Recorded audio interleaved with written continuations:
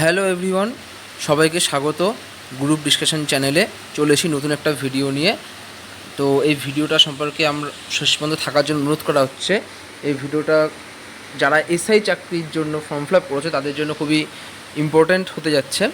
দেখো, চলো দেরি না করে তাহলে শুরু করা যাক। দেখো, এখানে পিআরবি আমরা চলে এসেছি পিআরবির অফিসিয়াল ওয়েবসাইটে।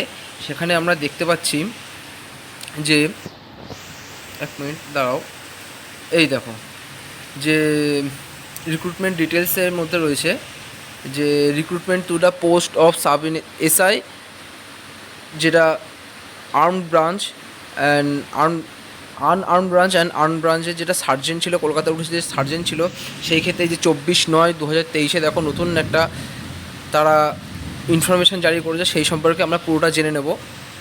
এখানে কী বলেছে দেখো, click here to edit the submitted application form for the post of SI UB মানে unarmed branch and AB armed branch and sergeant in KP 2023 from 24/9/2023 to 30/9/2023 সের 11:59 পর্যন্ত।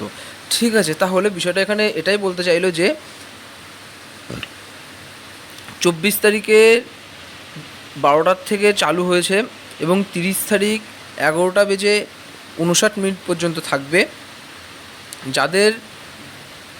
যারা এই কলকাতা পুলিশের ফর্ম ফিল করেছিল তাদের ক্ষেত্রে যদি কোনো ভুলভ্রান্তি হয়ে থাকে বা রিসাবমিশন যেটা হয়ে থাকে, ঠিক আছে, তো সেটাকে এডিট করার যে উইন্ডোটা সেটা খোলা হয়েছে। সেটা 24 তারিখ থেকে শুরু করে 30 তারিখ পর্যন্ত খোলা থাকবে। তো তোমাদের যদি কোনো রকম সেরকম কোনো প্রবলেম হয়ে থাকে তাহলে তোমাদের সবাইকে জানানো হচ্ছে যে তোমরা অতি শীঘ্রই সেই ভুল ত্রুটিগুলো ঠিক করে নাও, কারণ এরপরে কিন্তু উইন্ডো বন্ধ হয়ে যাবে। বা এইসব ক্ষেত্রে অনেক সময় কী হয় যে উইন্ডোতে প্রচুর পরিমাণে চাপের সৃষ্টির জন্য ল্যাগ হতে শুরু করে বা যে সার্ভারটা ডাউন হয়ে যায়। তো তোমাদেরকে বারবার করে বলা হচ্ছে যে তোমরা এই যার ফর্ম কারেকশানের বিষয় রয়েছে তারা অতি শীঘ্রই সেই ফর্মটা কারেকশান করে নাও।